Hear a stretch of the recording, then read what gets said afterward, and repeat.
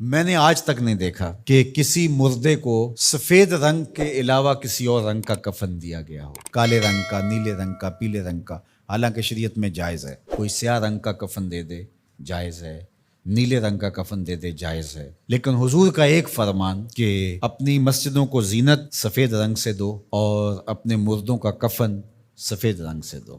سفید رنگ سے کفن دینا مستحب ہے، لیکن اگر کوئی اور رنگ سے کفن دے دے تو وہ بھی جائز ہے۔ لیکن ہم نے وفات کے موقع پر کبھی اس مستحب کو بھی ترک نہیں کیا، یعنی غم کا موقع ہو تو ہم مستحب بھی ترک نہیں کرتے، اور شادی کا موقع ہو تو صرف ایک نکاح رہ گیا ہے جو سنت کے مطابق، باقی ہماری پوری شادی کی رسوم و رواج جو ہیں وہ ساری شریعت سے متصادم ہو گئی الا ماشاء اللہ۔ باقی صرف نکاح رہ گیا، تو وہ بھی لوگ کہتے ہیں وہ پہلے جا کے مسجد میں کر آئیں تاکہ یہاں یہ تکلف بھی نہ ہو، اور وہاں پوری ہماری شادی کی تقریب جو ہے وہ ہماری مرضی کے مطابق۔ یہ خاندانی رسم ہے، یہ ہم نے میڈیا پہ دیکھی تھی، یہ سوشل میڈیا پہ دیکھی تھی، یہ ہمارے ایک دوست کی شادی پہ گئے تھے، یہ ہم نے وہاں دیکھا تھا، اور کتنی تہذیبوں کا مغلوبہ بنا کے ہم ایک تقریب کرتے ہیں اور اس میں ہماری خواہش ہوتی ہے۔ ہم شریعت سے نہیں پوچھتے کہ شریعت اس کے بارے میں کیا کہتی ہے۔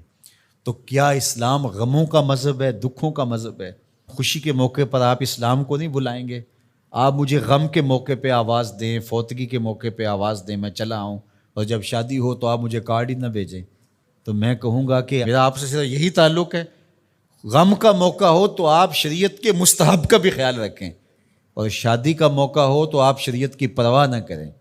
تو یہ تو پھر آپ کی مرضی کا دین ہوا نا، جہاں چاہا اس کو پسند کر لیا، جہاں چاہا دین کو چھٹی دے دی۔ کاروبار میں، اپنے طرز زندگی میں، اپنی سیاست میں، اپنی پارلیمنٹ میں، اپنی کچہریوں میں، اپنی عدالت میں، اپنے میڈیا ہاؤسز میں کہیں دین نہیں ہے۔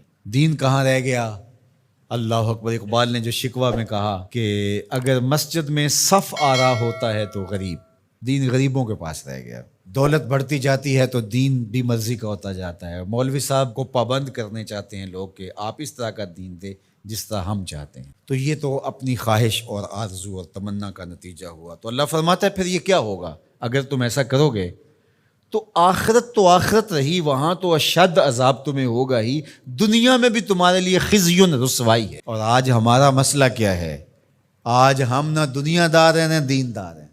کافر تو سیدھے سیدھے کافر ہیں اور اپنا ان کا نظام ہے اور اس نظام کے مطابق چل رہے ہیں، اور ہم کیا ہیں؟ ہم رادے بٹیر اور رادے تیتر۔ کبھی ہم کہتے ہیں ہم مسلمان ہیں اور کبھی کہتے ہیں نہیں، ہم جدید تہذیب کے نمونے ہیں، اور ہم اس صورت کے اندر اپنے آپ کو دکھانا پیش کر رہے ہوتے ہیں۔ تو ہماری شکلیں روز بدلتی رہتی ہیں۔ مسجد میں آتے ہیں تو ہم ٹوپی پہن لیتے ہیں، اور پھر ہم ٹوپی بھی وہیں چھوڑ جاتے ہیں، اور میں کہتا ہوں نماز بھی وہیں چھوڑ جاتے ہیں۔ جب دکان پہ بیٹھے ہوتے ہیں تو اس وقت ہم نمازی نہیں ہوتے، بلکہ ہم حج اور احرام بھی وہیں چھوڑ آتے ہیں، اور ہم یہاں اور طرح کے مسلمان ہوتے ہیں، حج پہ اور طرح کے مسلمان ہوتے ہیں، اعتکاف میں اور طرح کے مسلمان ہوتے ہیں، اور ہم باہر اور طرح کے مسلمان۔ حالانکہ یہ ساری تربیت ہے ہماری عملی زندگی میں، اس کا اثر پیدا ہو۔ جب سجدہ کریں تو سجدے کا نور لے کے گھر پلٹیں، جب رکوع کرے تو رکوع کا جمال ہمارے ساتھ سفر کرے، جب حج کرے تو حج کا نور ہمارے ساتھ اتر کے آئے اور ہم اس کو معاشرے میں بانٹیں، اعتکاف کا جمال ہماری طبع کے اندر راسخ ہو جائے اور ہمارے اندر جو ہے وہ نور بکھیر دے۔ تو مسلمان کا دین اور دنیا الگ چیز نہیں ہے، مسلمان کا دین اور دنیا ایک ہی چیز ہے، اور وہ اکٹھے چلتے ہیں، اور ان کو جدا کریں گے تو پھر چنگیزی کے علاوہ کچھ باقی نہیں رہے گا۔